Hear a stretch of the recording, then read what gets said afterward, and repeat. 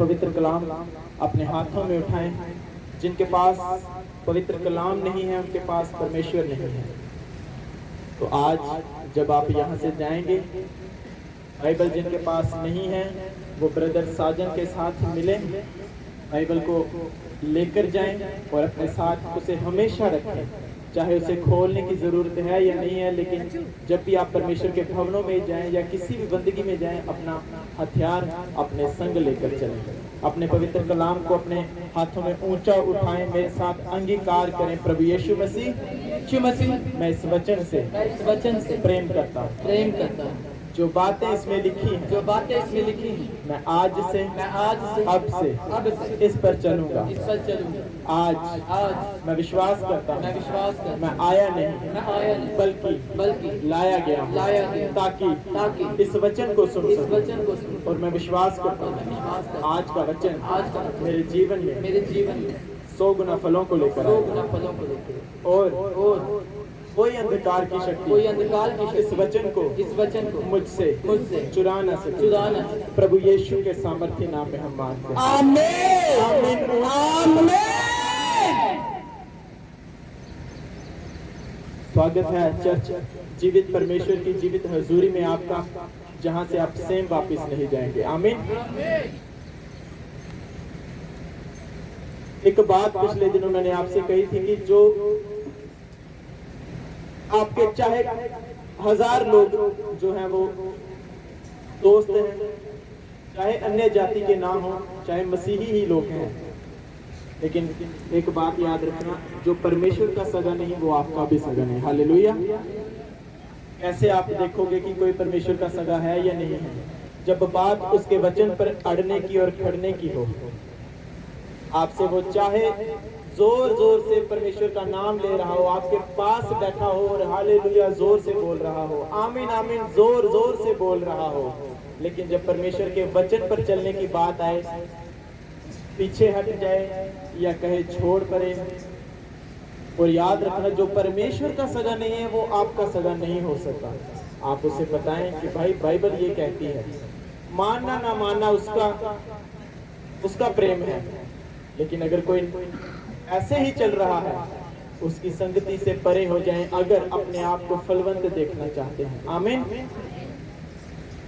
Note लगाए रखें इस बात को, जो परमेश्वर का सगा नहीं वो आपका भी सगा नहीं हो सकता। चाहे आपसे दिन में 100 बार मिल रहा है, चाहे वो आपको बड़े गले मिल कर आपसे बातें कर रहा है, चाहे जो भी संसार की रीति के साथ वो आपको चल रहा है, लेकिन जो परमेश्वर का सगा नहीं वो आपका भी सगा नहीं हो सकता। आमीन। मैं विश्वास करता हूं कि आज का वचन आपने बहुत बार सुना होगा, लेकिन पता नहीं क्यों परमेश्वर का आत्मा आज कह रहा है कि जब आज आप उस वचन को सुनेंगे, एक नए पौधे की तरह वो आपके जीवनों में पैदा होगा और आप अपने आप को, अपने जीवनों को महसूस करेंगे कि मैं कहां पर खड़ा हूं। और मेरा विश्वास है इस वचन के द्वारा जब आप उसे ग्रहण करेंगे, कमियां आपके जीवनों से जाएंगी, छुटकारे आपके जीवन में आएंगे और चंगाई आपके जीवन का सदा के लिए हिस्सा होगी। आमीन। मेनली अगर कोई चर्च में आया है, 3 तरह के लोग चर्च में आते हैं। पहले लोग जो चंगाई लेना चाहते हैं, आप चर्च में आए हैं, आपको चंगाई मिल जाएगी, क्योंकि परमेश्वर दया करने वाला परमेश्वर है। वो जब उसकी ओर कोई मुड़ता है वो उससे प्रेम करता है, अपने आप को दर्शाता है, उसे बताता है उसे कि मैं मौजूद हूं, मैं जिंदा हूं, मैं तेरी प्रार्थनाओं को सुनता हूं और तुझे जवाब देता हूं। पहले तरह के लोग कौन हैं? जो चंगाई लेने के लिए आए हैं, जो बीमार हैं, परेशान हैं, किसी भी तरह के, वो चर्च में इसलिए आए कि मुझे चंगाई मिले। परमेश्वर दया करता है, चंगाई उनके जीवन का हिस्सा बनती है। लेकिन जो सिर्फ चंगाई के पीछे भागते हैं, वो चंगाई जो उनके जीवनों में आती है वो टेम्परेरी चंगाई है। 1 महीने की, 2 महीने की, 3 महीने की, ज्यादा से ज्यादा साल, फिर कोई बीमारी उनके जीवन का हिस्सा बनती है, फिर कोई रोग उन्हें आके घेर लेता है। तो सिर्फ चंगाई लेने आए हैं। दूसरे जो छुटकारा लेने आए हैं दुष्ट आत्माओं से, किसी भी प्रकार की कोई संकट जो पड़ा है उससे छुटकारा लेने आए हैं। परमेश्वर दयालु है, अनुग्रह करने वाला, प्रेम करने वाला, वो छुटकारा भी दे देता है, लेकिन कुछ समय तक। वही 2 महीने, 3 महीने, साल, अगली बार आएंगे, फिर से किसी दुष्ट आत्मा से ग्रसित, फिर से किसी पाप में पड़े। 2 तरह के लोग हो गए, पहले जो चंगाई लेने आए हैं, दूसरे जो छुटकारा लेने आए हैं। लेकिन एक तीसरे प्रकार के लोग हैं तो चर्च में आपको बड़े कम दिखाई देते हैं। वो कौन से लोग हैं? जो परमेश्वर की आराधना करने आए हैं, जो परमेश्वर के वचन को ग्रहण करने आए हैं, जो कुछ सीखने आए हैं। बड़े कम मिलेंगे आपको वैसे लोग। ना ही उन लोगों की कोई ज्यादा संगति होगी, ना ही उनके साथ कोई संगति करना पसंद करता है, क्योंकि उन्होंने अपने आप को एक माहौल में बांधा हुआ है। वो परमेश्वर के वचन को लेने आए हैं। उनका मकसद यही है कि मैं भवन में आज जा रहा हूँ, मैंने परमेश्वर की आज खुल के आराधना करनी है, होठों को खोलते हुए, नाचते हुए, दिल को, शरीर को खोलते हुए झूम के आराधना करनी है।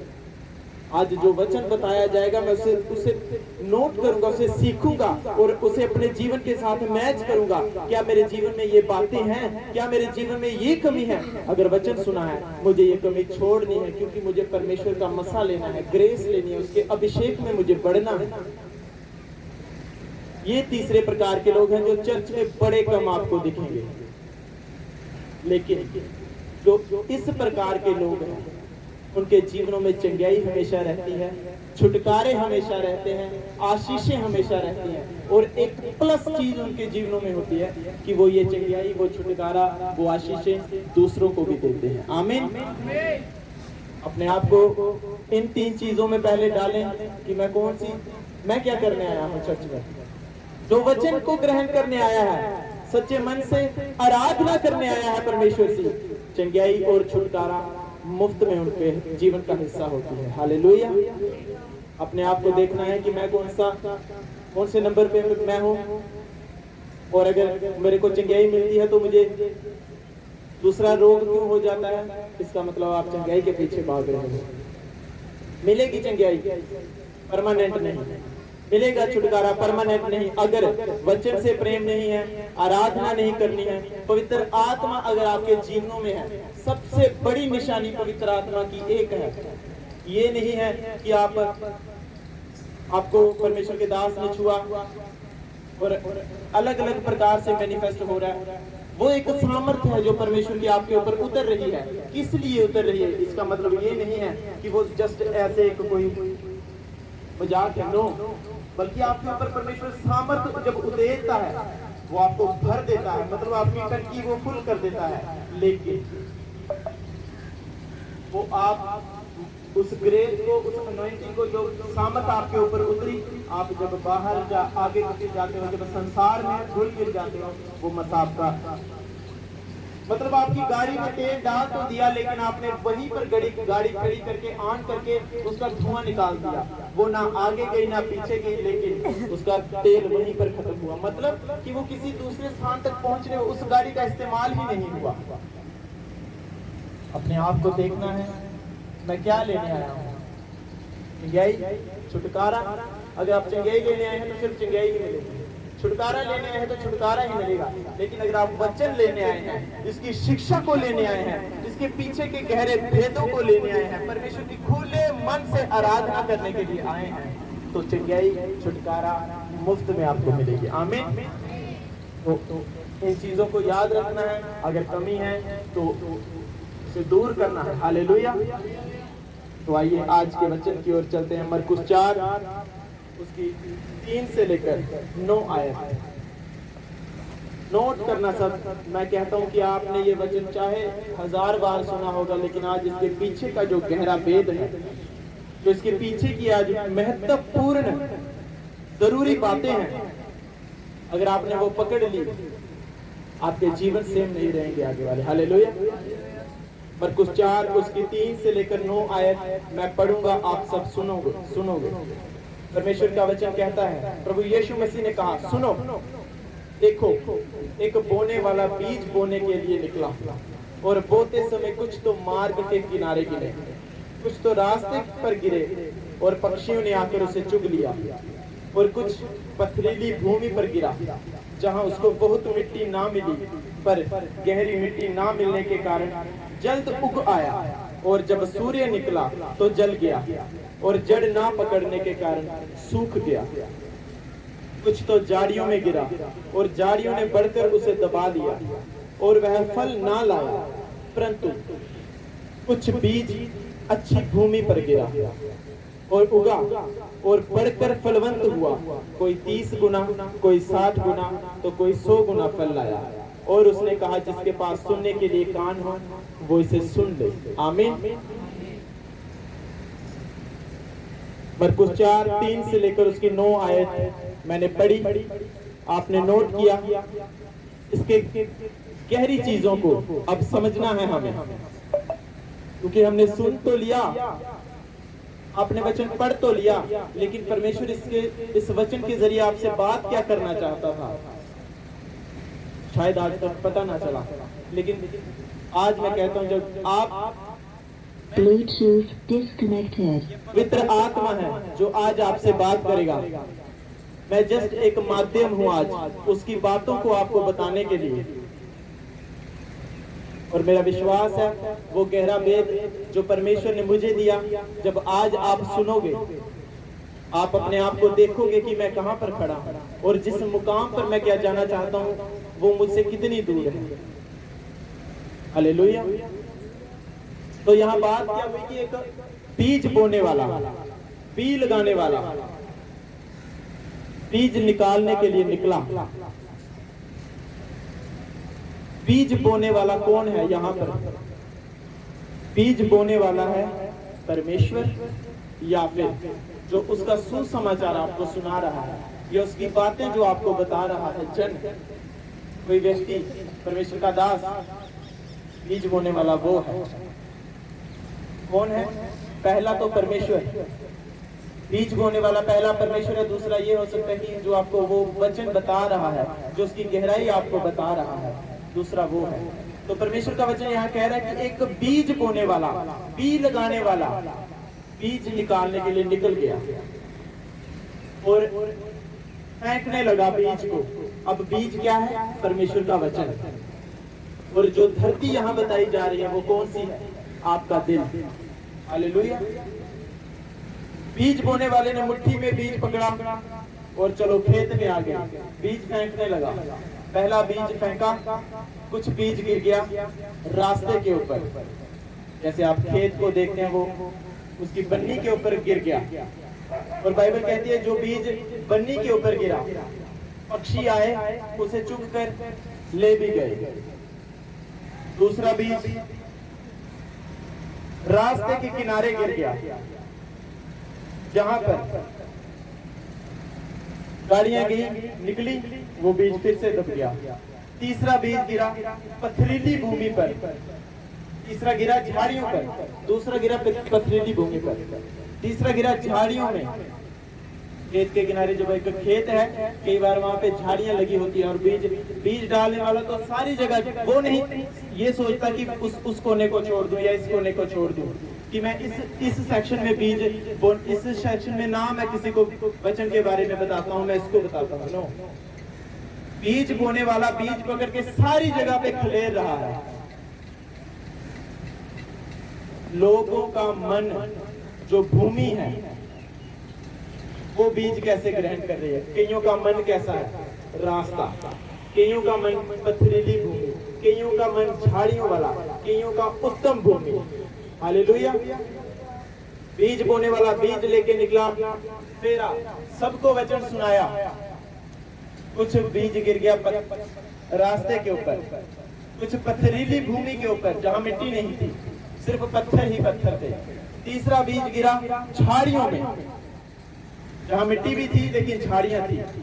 चौथा बीज गिरा सिर्फ जहां मिट्टी है, जहां पे कोई झाड़ियां नहीं, कोई पत्थर नहीं, फुल मिट्टी है। 4 जगहों पर बीज गिरा उसमें। और जो चौथा बीज अच्छी भूमि पर गिरा, अच्छे मन में, अच्छे हृदय में गिरा, परमेश्वर का वचन कहता है वो 30 गुना, 60 गुना, 100 गुना फलों को लेकर आया। अब मैं बताता हूँ जो पहला बीज कैसा है।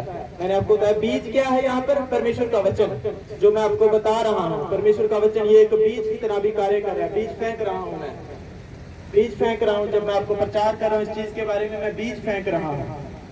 और 4 तरह के लोग मौजूद हैं। कईयों बीज एक सा है, बीज उत्तम 100% प्योर जो फलों को ला सकता है, लेकिन डिपेंड करता है कि गिर कहाँ रहा है, कौन सी भूमि के ऊपर गिर रहा है, कौन से बंदे के ऊपर गिर रहा है, उसका मन कैसा है, उसका हृदय कैसा है। पहला बीज गिरा रास्ते के ऊपर, जिसे पक्षी चुग गए, जिसे पक्षी चुग गए और बीज उसके जीवन में फला ही नहीं। पहला बीज गिरा ऐसी जगह पर, ऐसे रास्ते पर जहां वो बीज सिर्फ गिरा। अभी वो बीज बोने वाला बीज बो रहा है, लेकिन कोई आया उसको उठा के चले भी गया, बीज को उठा के ले भी गया और वो उगा ही नहीं। ये कौन से लोग हैं? पहला बीज गिरा जो रास्ते पर था। अपने आप को आज चेक करना है कि मैं कौन सी चीज हूँ, मैं कौन से लेवल में, कौन से बीज के ऊपर आता हूँ, पहले, दूसरे, तीसरे या चौथा। क्या मैं उत्तम भूमि हूँ, क्या मैं पथरीली भूमि हूँ, क्या मैं झाड़ियों वाला बीज हूँ, या मैं रास्ते पर गिरा था एक बीज। पहला बीज रास्ते के ऊपर गिरा। बाइबल कहती है कि पक्षी आया चुपकर खा भी गया। वो कौन से लोग हैं? जो चर्च में ही मौजूद हैं, परमेश्वर का वचन उन्हें सुनाया जा रहा है, लेकिन उनका ध्यान कहीं और ही लगा हुआ है। उनके ऊपर बीज गिर तो रहा है, लेकिन ध्यान कहीं और है। शैतान आ रहा है, चुरा के ले जा रहा है। शैतान यहाँ ऐसे नहीं कोई बड़े बड़े बालों वाला कोई बंदा आ रहा है और उसे ले रहा है। नो, आपका ध्यान ही उसे चुरा के ले जा रहा है। किसी को खुजली हो रही है टांगों में, उसका ध्यान उधर ही लगा हुआ है। बीज गिर रहा है, साथ में उड़ भी रहा है। दिमाग में, दिल दिमाग शरीर में कहीं नहीं जा रहा। चर्च में मौजूद होते हैं ऐसे लोग। मैं इस चर्च की बात नहीं कर रहा हूँ, सभी जहां मर्जी चले जाओ आप, ये 4 प्रकार के लोग आपको मिलेंगे और उनके रिजल्ट आपको मिलेंगे उनको जब आप देखोगे। पहला बीज रास्ते पर गिरा। ये वो लोग हैं जो चर्च अंदर आ गए, वचन चल रहा है, आराधना चल रही है, गवाहियां चल रही हैं, लेकिन उनका ध्यान कहीं और ही है। मेरे घर में कोई आ तो नहीं गया, मेरे घर में मैंने कहीं गैस खुली तो नहीं छोड़ दी, उनका ध्यान कहीं और ही है। ऐसों के जीवन से बीज जा रहा है, वो बीज फल नहीं लाता। चर्च में मौजूद है, अगर किसी को कोई प्रॉब्लम ही नहीं हो रही, लेकिन जो साथ वाला बैठा है उसने उसे बातों में लगा लिया, वो बातें कर रहे हैं और बीज गायब। बड़ी इंपॉर्टेंट बात, कई बार ऐसा लफ्ज होता है जो परमेश्वर अपने दास के द्वारा आपके जीवन में बोल देता है, लेकिन वो किसी और बातों में उलझे हुए हैं, वो लफ्ज उनके जीवनों में बोया ही नहीं गया। हालेलुया। अपने आप को आज देखते जाना है कि मेरा मन कौन सी भूमि है, क्या रास्ता है या पत्थर वाली भूमि है, या झाड़ियों वाली भूमि है, या उत्तम भूमि है। पहला बीज मैंने बताया आपको, ये कौन से लोग हैं जो चर्च के अंदर मौजूद हैं, लेकिन जब यहाँ से बाहर गए क्या सुना कुछ पता नहीं, कौन सी आराधना हुई कोई पता नहीं, किसने क्या गवाही दी कोई पता नहीं, आज वचन क्या था कोई पता नहीं। ऐसे लोग भी फल नहीं ला पाते। बाइबल कहती है कि ऐसे लोगों के जीवन में वचन बोया तो गया, लेकिन पक्षी आ गए और चुग गए, वो बीज उगा ही नहीं। और 2 दिन बाद जब आप देखोगे वो बंदा चर्च में आपको मिलेगा ही नहीं, क्योंकि बीज ही नहीं उसके जीवन में फलवंत हुआ। हालेलुया। और बाइबल फिर कहती है दूसरा बीज कहाँ गिरा? पत्थर वाली भूमि के ऊपर, जहाँ जमीन थी लेकिन जमीन के ऊपर सिर्फ पत्थर ही पत्थर थे। और जब वो बीज गिरा तो क्या हुआ? ये कौन से लोग हैं जो चर्च में मौजूद हैं? आराधना हुई, गवाहियां हुई, वचन सुनाया गया। पथरीली भूमि वाले लोगों की मैं बात कर रहा हूँ। बड़ा अच्छा लगा, क्या बात है। चर्च के अंदर ही, गेट के अंदर ही बड़ी शैल आराधना हुई, बड़ी गवाहियां चंगियां, यहाँ वचन बड़ा जगैंट था। इत्थे इत्थे बैठे जो चर्च के अंदर है, पथरीली भूमि वाले लोग। चर्च के बाहर गए प्रॉपर मिट्टी नहीं मिली उनको, क्योंकि वो पत्थर के ऊपर गिरा था। मिट्टी ना मिलने के कारण जब आप चर्च में मौजूद रहे, मजा तो बड़ा आया, उग तो गया, लेकिन वचन घर जाके पढ़ा नहीं, घर जाके आराधना की नहीं, परमेश्वर के साथ नाता रखा नहीं, वो बीज मुरझा गया। बाइबल कहती है कौन सा बीज मुरझा गया? जो पत्थर पर पड़ा, जो उगा। ऐसा नहीं कि उगा नहीं, उगा, वो बड़ा अच्छा लगा उनको। वाकई यार क्या गल बोली आज, आराधना च मजा आया, जो वचन होया ना जो हिला इतना बड़ा अच्छा लगा। लेकिन चर्च के बाहर जाते ही वो बीज मुरझा गया। क्यों मुरझा गया? क्योंकि जब वो यहाँ से बाहर गए, उन्हें याद आ गया, ओ मेरे जीवन में तो एक दुख भी है, मेरे जीवन में परेशानी भी है कोई। वो गेट से बाहर निकलते ही सुनने में बड़ा अच्छा लगा उन्हें वचन, आराधना, चर्च का सिस्टम बड़ा अच्छा लगा।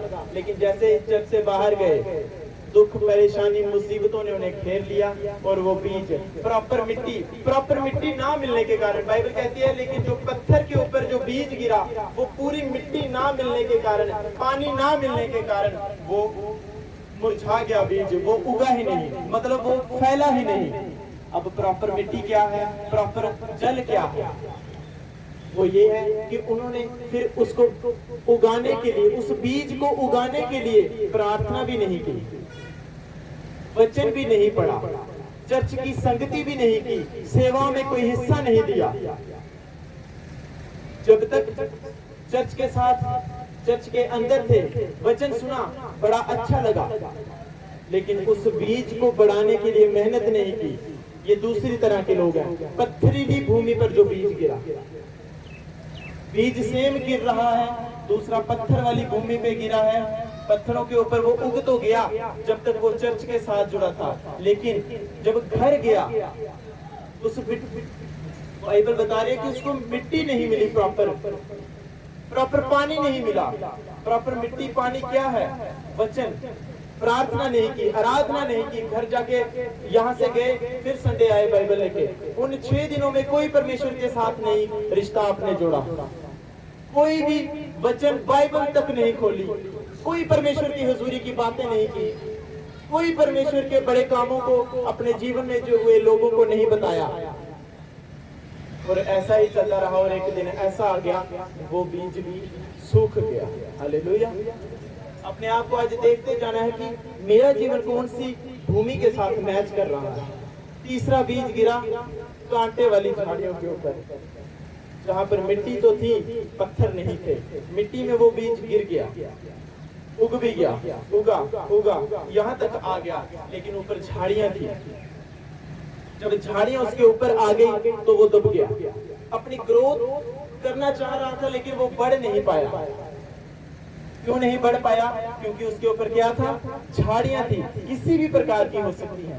कंटीली झाड़ियां आप देख लो, कई बार होते हैं, फसल लगी हुई है लेकिन उसके ऊपर झाड़ी आ गई है, वो बेचारा इधर से निकलने की कोशिश कर रहा है, उधर भी कोई झाड़ी है, इधर से निकला, फिर वो इधर से निकलेगा, लेकिन प्रॉपर ग्रोथ नहीं पकड़ पाता। कौन सा बीज? जो कंटीली झाड़ियों के ऊपर गिरा है।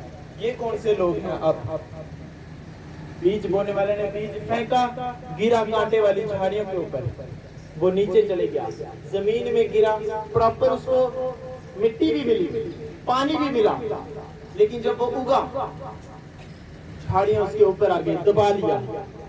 अब ये कौन से लोग हैं? ये वो लोग हैं जो चर्च में आए, आराधना सुनी, गवाहियां सुनी, वचन सुना और उस पर चले भी, माना भी, जब तक कोई दुख, कोई परेशानी उनके जीवन का हिस्सा नहीं रही। वचन सुना, अच्छा है, रात को प्रार्थना करनी चाहिए, दिल में ठान लिया कि आज से मैं रोज रात को प्रेयर करूंगा, करना भी शुरू की, आराधना भी करना शुरू की, करते गए, बीज उगा, वचन पढ़ना स्टार्ट किया, उगा, सामर्थ्य उसके जीवनों में प्रवेश की, उसको परमेश्वर ने दान वरदान दे दिए। लेकिन झाड़ियां, जब वो उगा, एक लेवल के ऊपर झाड़ियां थी। झाड़ियां हम सबके जीवनों में आती हैं, विश्वास करें, याद रखें, झाड़ियां एक मसीह में जो बंदा चल रहा है उसके जीवन में झाड़ियों का एक अहम रोल है, अहम रोल है। अगर झाड़ियां ना आए तो बंदा अपने आप को चेक नहीं कर पाता कि मैं कौन हूं, क्या मैं सच में परमेश्वर से प्रेम करता हूं कि नहीं। जब तक बाइबल कहती है कि अगर यहाँ पर झाड़ियां लगी हुई हैं, यहाँ पर बीज गिरा है, वो यहाँ पर तो उग रहा था, मिट्टी मिली हुई है, पानी लग रहा है, उग रहा है, कोई रुकावट नहीं, कोई परेशानी नहीं आ रही, उगा यहाँ तक जब पहुंचा झाड़ियां आ गई। फिर इन झाड़ियों से उसे लड़ना है। झाड़ियां कौन है? झाड़ियां कौन है? वो दुख जो आपके जीवन में आ गया, वो लोग जो आपके जीवन में आ गए, जो आपको मसीह से दूर करने लगे। जब उन्होंने देखा है ये भी चर्च जंदा है, तू पागल है, तू किड्डे प्यो दा मुड़ा, तू कुदर साइयां दे विच वड़ी आ, उधर तू हालेलुया करी आना, की है यीशु यीशु।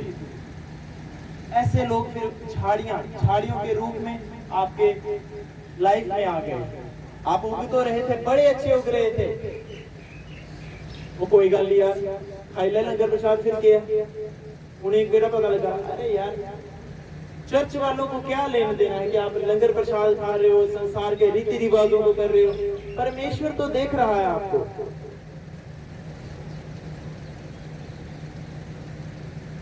ये ऐसे लोग आपके जीवनों में आ जाते हैं झाड़ियों के रूप में।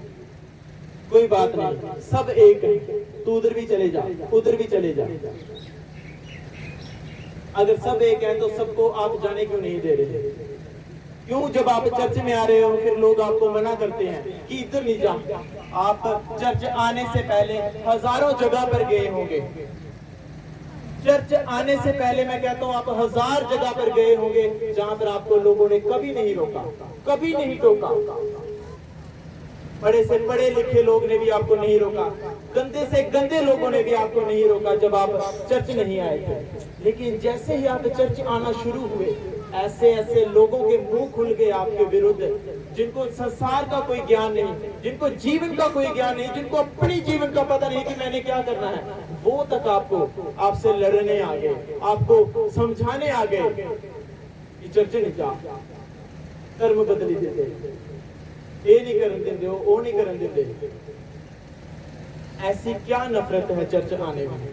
आप चर्च में आए हो, बताओ आपको कौन सा ऐसा काम दे दिया जिससे आपको लगे कि वो यार ये काम नहीं मैं कर सकता, या कौन सी आपको ऐसी बात सिखा रहे हैं चर्च वाले की जो आपको संसार में खड़ा नहीं रहने दे सकती, जो आपको संसार के लोगों से जो है वो दूर कर रही है? ऐसी कौन सी बात है चर्च में जो आपको बताई जा रही है? क्या आपको लड़ाइयां करना सिखाया जा रहा है? क्या आपको एक दूसरे से ना बोलने के लिए सिखाया जा रहा है? क्या आपको मार कुटाइयां करने सिखाया जा रहा है? क्या आपको तलवार चलाना सिखाया जा रहा है? क्या आपको ये सिखाया जा रहा है कि अगर कोई आपके उधर किसी और बंदे का कोई सत्संग या बंदगी हो रही है, उस बंदगी में घुस जाओ तलवारें लेके और उनको दफा करो? नो, बल्कि परमेश्वर आपको प्रेम सिखाता है। जब आप चर्च में एंटर होते हैं, परमेश्वर आपको प्रेम सिखाता है। जो कमियां जो आपके जीवन में है, परमेश्वर चाहता है आप वो दूर हो। ऐसी ऐसी जगहों पर लोग जाते हैं, खुलेआम नशा हो रहा है, खुलेआम नशा हो रहा है। माँ बाप अपने बच्चों को उन जगहों पर लेके जा रहे हैं और उस नशे में उन्हें भागीदार भी बना रहे हैं। कोई प्रॉब्लम नहीं, कोई दिक्कत ही नहीं है उनको। ऐसी ऐसी जगहों पर लोग जा रहे हैं धर्म के नाम पर, जहां सिर्फ आशिकी का अड्डा है। लोग एक दूसरे को देख रहे हैं, एक दूसरे से मिलने आए हैं। ऐसी ऐसी जगहों पर लोग जा रहे हैं, उनके माँ बाप तक को पता है, कोई कुछ नहीं बोल रहा। आप चर्च आने से पहले 1000 जगह गए होंगे, मैं कहता हूँ, जहां पर आपने नशे को भी देखा उगता हुआ, जहां पर कोई किसी को कुछ नहीं बोल रहा, जहां पर आप धर्म के नाम पे जा रहे हैं लेकिन लड़का लड़की एक साथ सो भी रहे हैं, मिल रहे हैं एक दूसरे से, किसी को कोई विरोध नहीं हो रहा। लेकिन आप जब चर्च में आते हो, इन चीजों के बारे में आपको बताया जाता है कि भाई साहब ये चीजें गलत है, परमेश्वर ऐसी चीजों से नफरत करता है। आपके माँ बाप भी मौजूद हैं, आपके और संगी साथी भी मौजूद हैं। आप नशा करते थे पहले कई गुना, आज आप चर्च में मौजूद हो, आपने नशा छोड़ दिया है, लेकिन वही लोग आपको ये कहते हैं कि यार उधर नहीं जाना। क्या आप अकल के अंधों, आपको नजर नहीं आता कि उस बंदे ने नशा छोड़ दिया? जब एक बंदा नशा करता है उसके साथ साथ वो ही नहीं बर्बाद हो रहा, उसका परिवार बर्बाद हो रहा है, उसकी माँ बर्बाद, उसका बाप, उसके भाई बहन बर्बाद हो रहे हैं, जो हर बार लोगों से गलियों से ताने मैंने सुन रहे हैं कि तेरा मुड़ा के सिगरेट पींदे होगा, नाली में गिरा है या ये हो रहा है। सोचो उस माँ बाप का कितना दर्द है। वो अब अपने बच्चे को कह नहीं पाते क्योंकि वो इतना आदी हो चुका है नशे में। और जब चर्च में आया, वचन सुना, आराधना सुनी, जाना समझा कि यार ये बातें बड़ी अच्छी बता रहे हैं, मुझे ऐसा ही चलना पड़ेगा मेरे जीवन में अगर मुझे बदलाव चाहिए। और वो जो चीजें सब छोड़ता है और एक अच्छा इंसान बनता है। लेकिन वही घर वाले फिर आ जाते हैं उसे, ओ यार चर्च नहीं जाना, सानू लोग अरे कि तू सही बनिए रहा। सोचो तब ठीक था जब वो नशे करके नालियों में गिरा था, तब ठीक था जब चौकों पर खड़े लड़कियों को छेड़ रहा था। घर में लोग आपके कंप्लेन लेकर आ रहे थे कि अपने लड़के को समझाओ, अपनी लड़की को समझाओ, और बंदा चर्च आने लगा, इन सब चीजों से दूर हुआ। वही लोग फिर से आ गए कि इसको चर्च ना भेजो। भाई तेरा क्या जा रहा है? एक बंदा सुधर गया, एक बंदे का जीवन अच्छा हो गया, जो परमेश्वर हमें देने आया है वो जीवन उसे मिल गया। आपको क्या दिक्कत है? ये वो लोग हैं जो कांटे वाली झाड़ियां। आप सबको किसी ना किसी ने रोका होगा। जब हम परमेश्वर का वचन जब कहता है कि संसार के रीति रिवाजों से हमें कोई लेन देन नहीं, जैसे चाल संसार चलता है परमेश्वर के वचन के विरुद्ध, हम वैसा नहीं चल सकते। और जब आप अड़ जाते हो, खड़ जाते हो, अब वो बीज आपके जीवन में जब बो दिया, उगा, पानी मिला, मिट्टी मिली, लेकिन वो लोग आए झाड़ियों वाले कि यार चर्च जाना छोड़, मत जा, क्या फायदा? तू रोज 100 रुपया हर बार संडे को किराया खर्च के जा रहा है, क्या जरूरत है? घर बैठ के प्रार्थना कर। ये झाड़ियों वाले लोग आपके जीवनों में आ गए। फिर वो लोग क्या करते हैं? उन्होंने जड़ तो पकड़ी, उग भी गए, लेकिन जब ऐसे लोग आए, विरोध करने वाले लोग आ गए, वो दब गए और वो उग नहीं पाए। एक लेवल तक उगे, उसके बाद वो खलास, फिनिश, जीरो, कोई फ्रूट नहीं आया उनके जीवनों में फिर, क्योंकि वो पेड़ ही दब गया जिसने बड़ा होकर फ्रूट देना था, जिसने बड़ा होकर फल देना था, वो पेड़ ही दब गया। जिसने बड़े होकर चंगाई लेनी थी, अपनी और अपने परिवार को छुटकारा दिलाना था, अपने गली मोहल्ले के लोगों को बचाना था परमेश्वर के वचन के द्वारा, वो पथरीली कंटीली झाड़ियां उसके ऊपर आ गई और वो बीज जो एक बड़े फलों को ला सकता था वो वहीं दब के रह गया। जब जीवन की परिस्थितियां, जीवन के हालात उसके आगे आ गए, ओ शिट, मेरे अंदर इतना दुख है, इतनी परेशानियां हैं, मेरा तो फाइनेंस मर चुका है, अब मैं बीज नहीं बो सकता। लोग कह रहे हैं तू पागल है, चर्च में दशमांश देने जा रहा है, खुद तेरे घर में ईंटें तक नहीं लगी हुई। कंटीली झाड़ियों ने उस बीज बोने वाले को भी रोक दिया कि तू चर्च के भवन में अपने दशमांश को ना बो जिससे तुझे ब्लेसिंग आनी है। उन्होंने रोक दिया और वो बीज वहीं पर अड़ा और खड़ा रह गया, वो उग नहीं पाया। ऐसे लोगों के भी जीवन में परमेश्वर कहता कोई फल नहीं।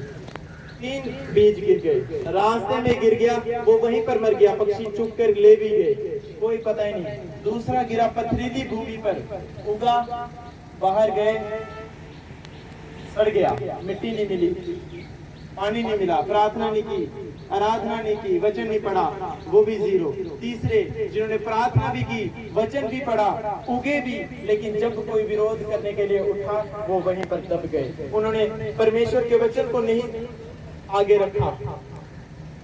कोई त्योहार आया, वो भागे भागे उसकी ओर गए।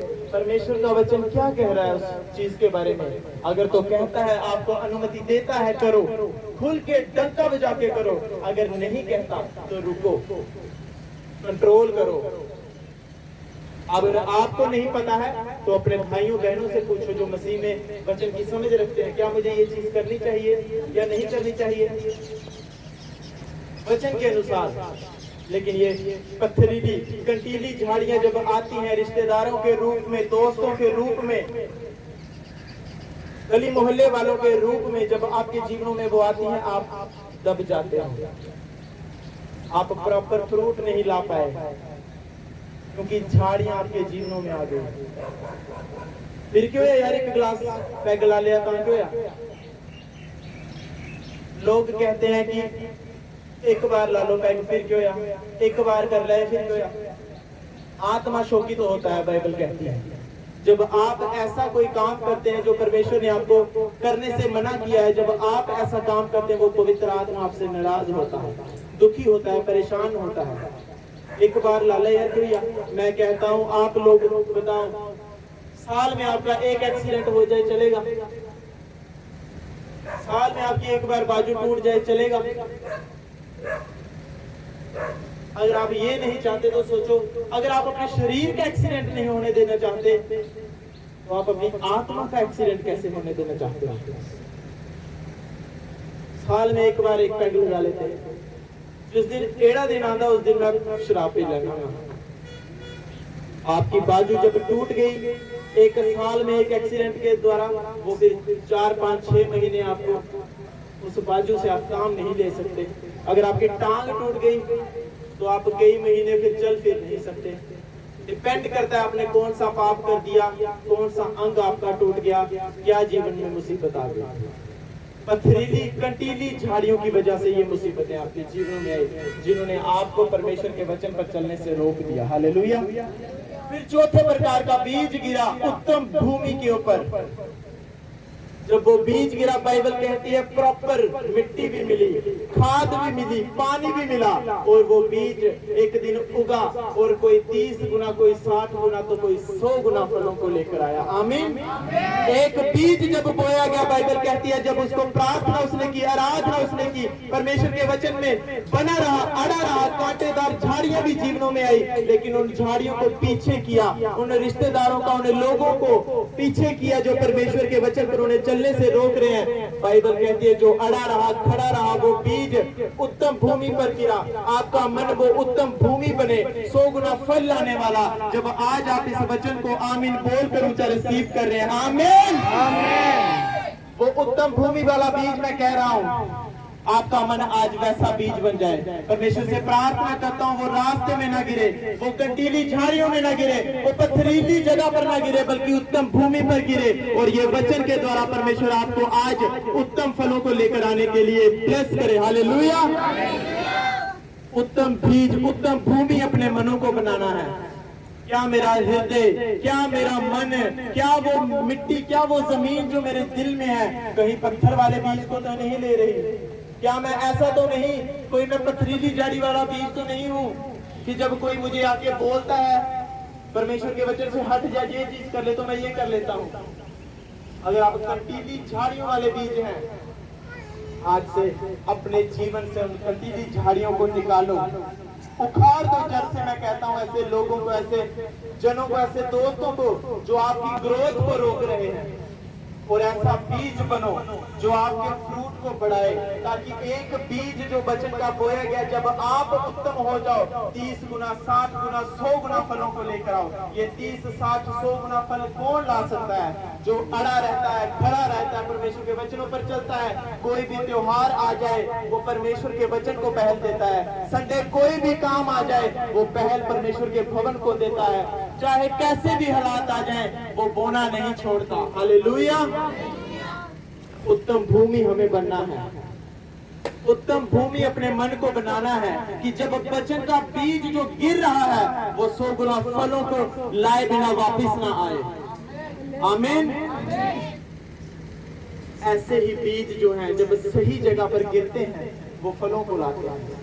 अब जो आने वाले महीनों में जब ये कटाई होगी, उसके बाद जब बीज होगा, बीज जब किसान फेंकेगा जमीन के ऊपर, जो अच्छी भूमि के ऊपर गिरा होगा, वो जब पैदा होगा, एक बीज बोया गया 180 बीजों को लेकर उठता है। हालेलुया।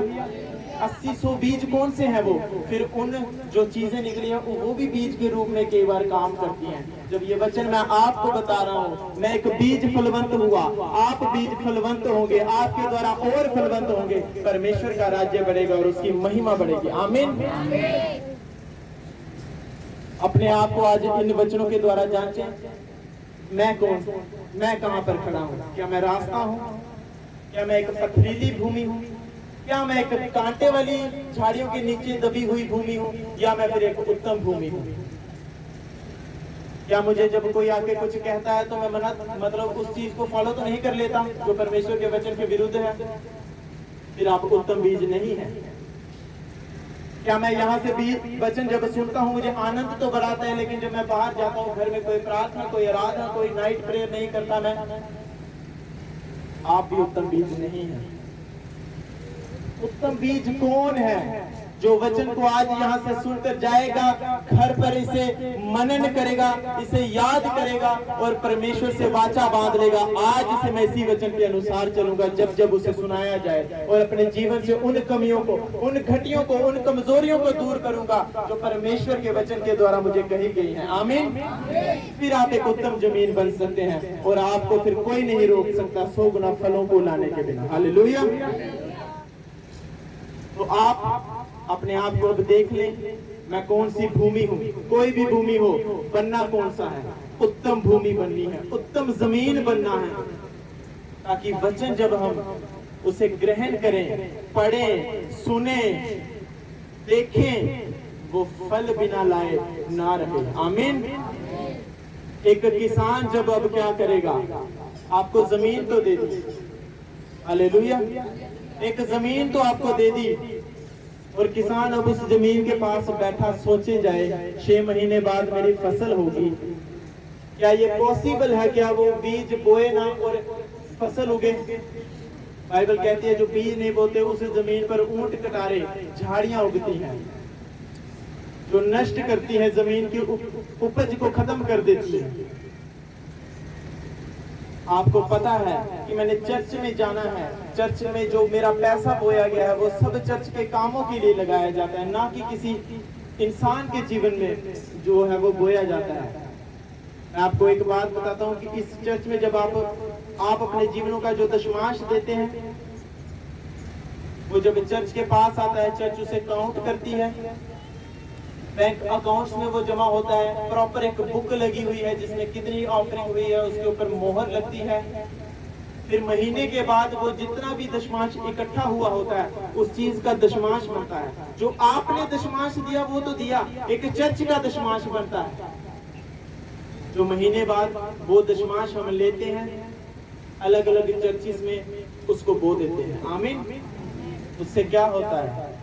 क्योंकि जब आप दशमांश बो रहे हो, बाइबल कहती है मैं तुम्हारे लिए आशीषों के रास्ते खोल देता हूँ, वो तो आपके लिए खुले। जब चर्च भी बो रही है, चर्च के लिए भी आशीषों के रास्ते खुलते हैं। वो ऐसे ऐसे लोगों के मन बदल देता है जो आ जाते हैं कि ये खर्चा मैं करूंगा, बिना कहे लोग कहते हैं कि ये काम आप मुझे दे दो।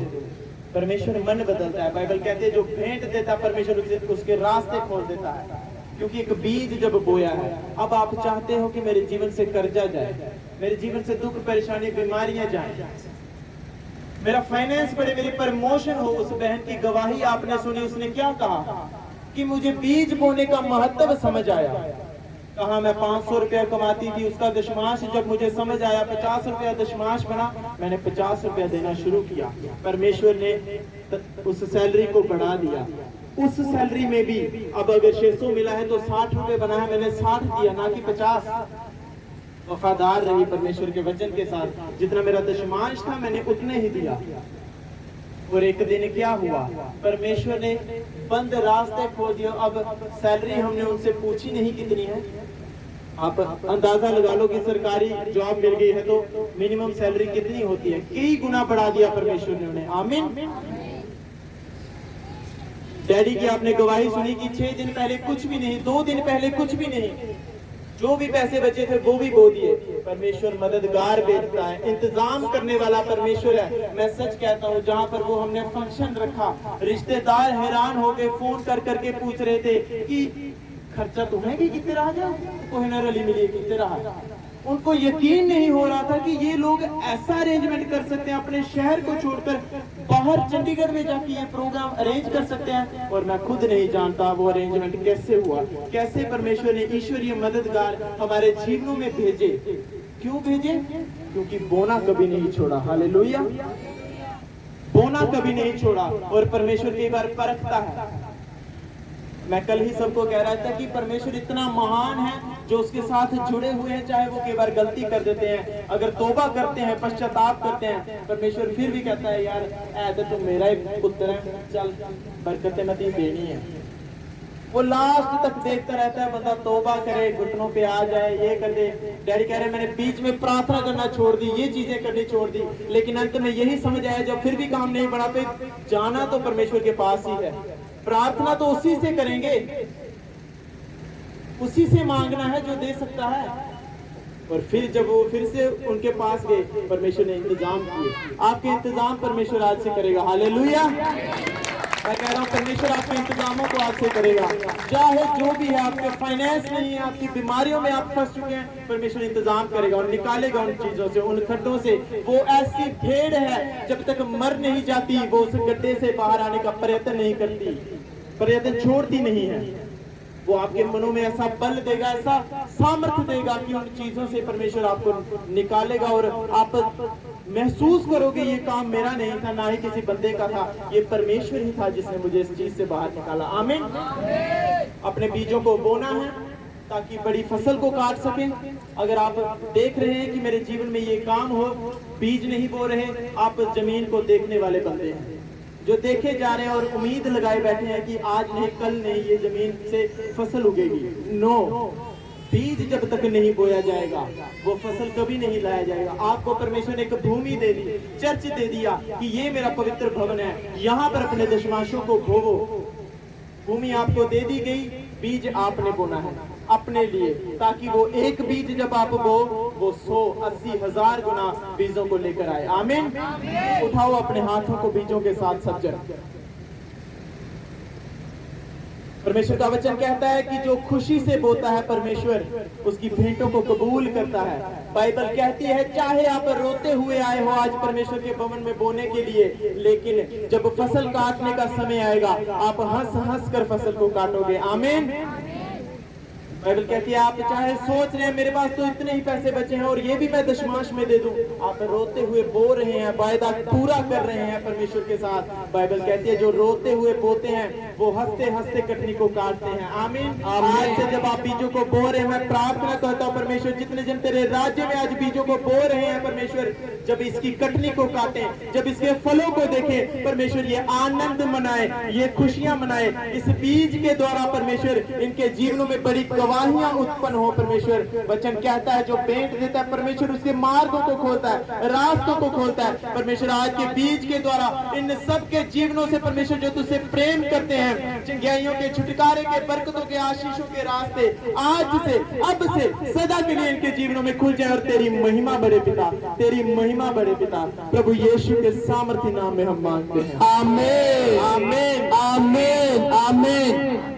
अपने दशमाशों को अपनी दी बाल्टियों में डालते गए, वॉलंटियर्स आपके पास आ रहे हैं। जितने जन दशमाश को डालना चाहते हैं वे अपना हाथ उठा के रखें, केवल उन्हीं के पास वॉलंटियर्स जाएंगे और अपने दशमाशों को अपने ली बाल्टियों में डाल सकते हैं।